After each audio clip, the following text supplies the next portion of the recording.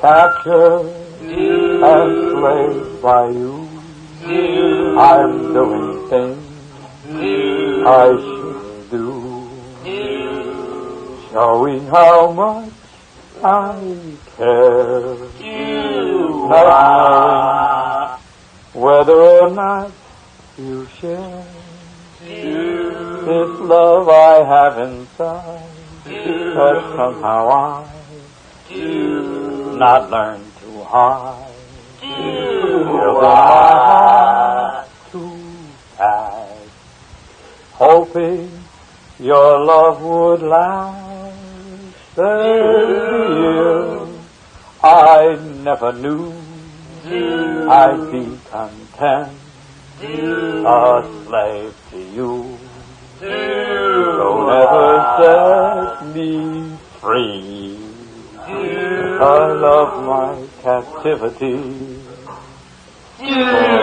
Right through, I'll be enslaved by you.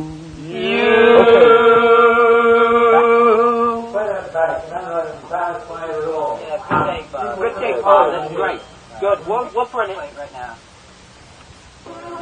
Bob relied on his voice alone and never used orchestral backup.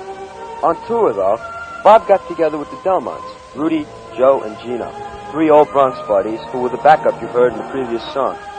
We've asked Rudy and Gino to relive those golden days on stage and in the studio with Bob. Oh, well, you see, Bob was perfectionist. Why, in the studio, we'd go through one song 10, 20, maybe even 30 times just to get it right. But it wasn't Bob's fault at all. It was always ours. He wanted his songs to be just perfect. He wanted the people to get what they wanted. On stage, Bob always gave a heck of a performance.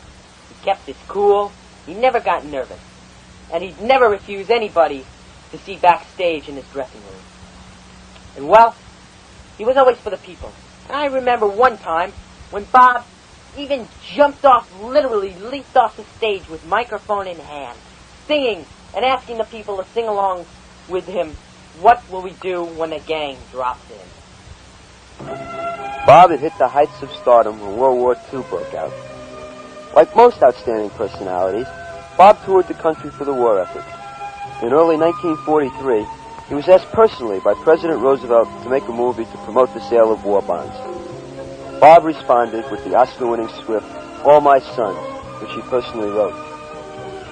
RKO Studios bought the rights to the movie, and production began in the summer of that same year, with an all-star cast, in which Bob, also singing the title song, co-starred with Edward G. Robinson and the East Side Kids.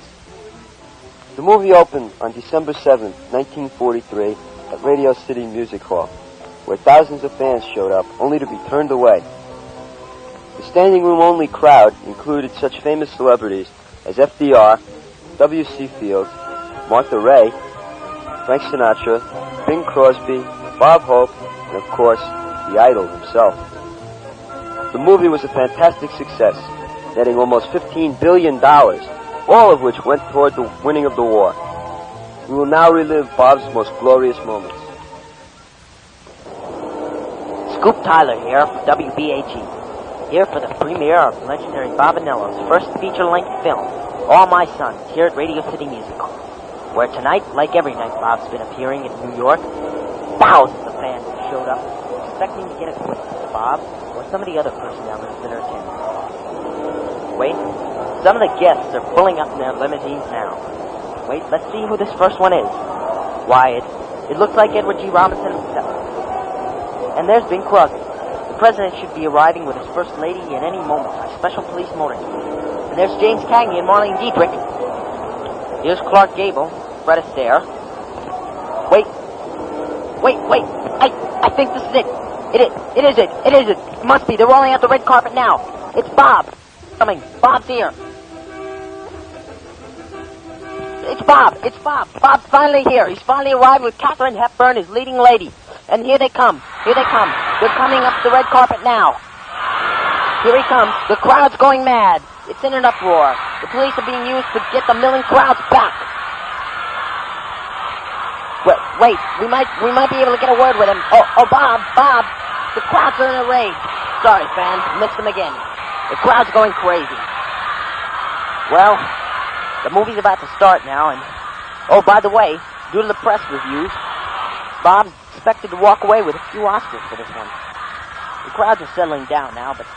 Well, the movie's about to start, and there's still a huge crowd outside, milling around outside the lobby.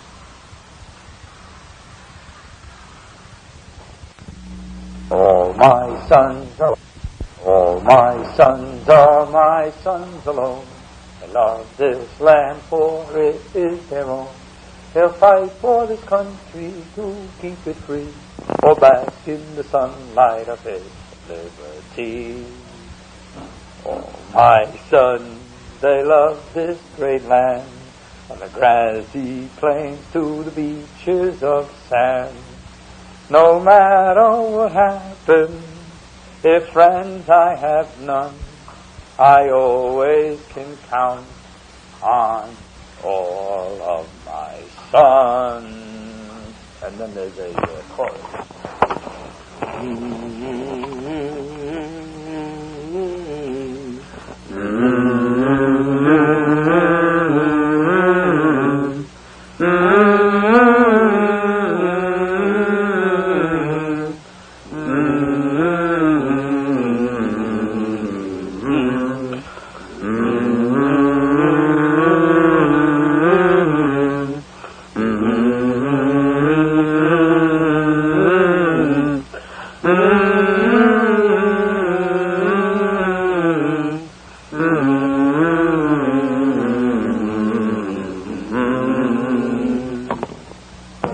Afterwards, Bob was offered more movie contracts, but turned them down. He kept up his cross-country tours for another 6 years, but soon grew tired of the lights, songs, and adoring fans.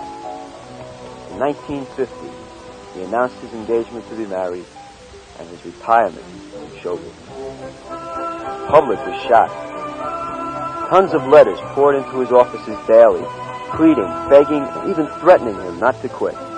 But he stuck to his decision, although he did agree to do a free farewell concert in Central Park. The date of his exit from the business was set for June 19, 1950. That day was a bright sunny one, contrasting with the somber mood of the multitude of tearful people who turned out to bid farewell to a giant of a man.